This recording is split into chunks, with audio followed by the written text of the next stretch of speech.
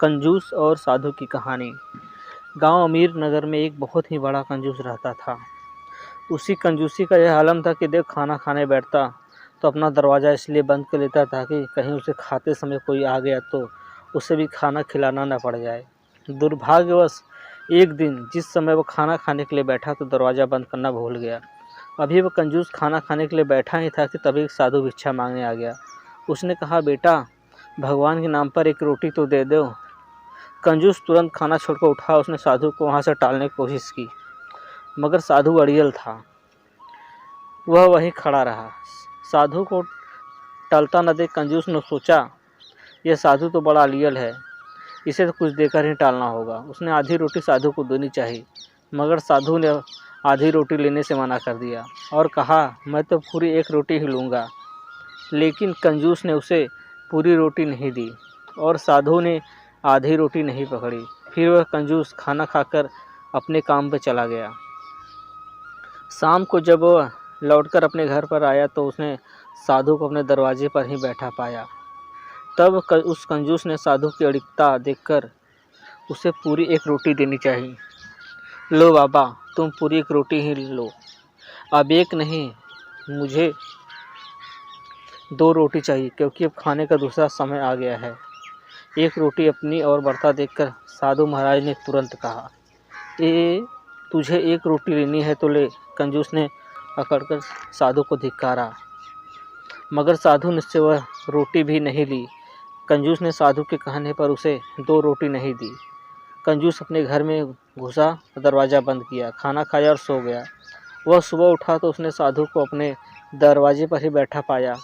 उसे देखकर कंजूस घबरा गया। वह सोचने लगा, यदि साधु मेरे दरवाजे पर भूखा मर गया तो मैं खामखा फंस जाऊंगा। तब उसने साधु को 2 रोटियां देनी चाहिए, मगर फिर साधु ने कहा, अब तो खाने का तीसरा समय आ गया है, अब मुझे 3 रोटियां चाहिए। लेकिन इस बार भी कंजूस ने उसे 3 रोटियां नहीं दी और साधु ने उसे 2 रोटियां नहीं ली। इस प्रकार 4 दिन बीत गए। साधु 4 दिनों तक भूखा रहा तो उसके शरीर में परिवर्तन आना स्वाभाविक ही था। वह मरने हाल में दिखाई देने लगा। न खाने के कारण वह अत्यधिक कमज़ोर हो गया। साधु की हालत देखकर कंजूस बहुत घबराने लगा। फिर उसने साधु के सामने हाथ जोड़कर कहा, महाराज, आपको जितनी भी रोटियां चाहिए ले लीजिए, मगर आप यहाँ से चले जाइए। साधु महाराज बोले, बच्चे, अब रोटी से काम नहीं चलेगा। अब तो मैं यहाँ से तभी हटूँगा जब तुम मेरे साथ मिलकर एक कुआं खुदवाओगे।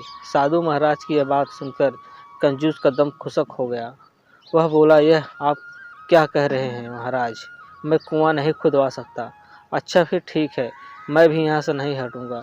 साधु की बात सुनकर कंजूस ने सुनी अवश्य थी, लेकिन वह उसकी बात को टालकर अपने काम पर चला गया। मगर फिर उसकी बुद्धि रह रहकर साधु की ओर जा रही थी। उसका मन काम में नहीं लग रहा था और फिर वह बीच में ही अपना काम छोड़कर चला आया। साधु को वहीं पाकर उसने कहा, महाराज, मुझे तुम्हारी शर्त मंजूर है, अब तो तुम रोटी खा लो। फिर साधु ने कहा, बच्चे, अब एक कुएं से काम नहीं चलेगा, अब तो 2 कुएं खुदवाने पड़ेंगे, एक मेरे लिए और दूसरा अपने लिए। कंजूस ने फिर साधु की बात को अस्वीकार करनी चाहिए, मगर तभी उसने सोचा, यदि उसने साधु की बात को अस्वीकार कर दिया तो जितनी बार भी उसने उसकी बात को अस्वीकार कर दिया है उतनी बार ही साधु कुएं की संख्या में वृद्धि कर देगा।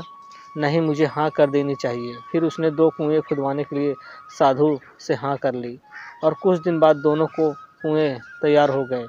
तब साधु ने कहा, हे मानव, मैं 1 वर्ष बाद फिर आऊँगा। तब यदि मेरे कुएं का पानी तुम्हारे कुएं के पानी से कम रहा तो मैं तीसरा कुआं खुदवा लूँगा। इतना कहकर वह साधु वहाँ से चला गया। उसके जाने के बाद कंजूस ने सोचा, साधु जिद्दी किस्म का व्यक्ति है, मुझे एक काम करना चाहिए।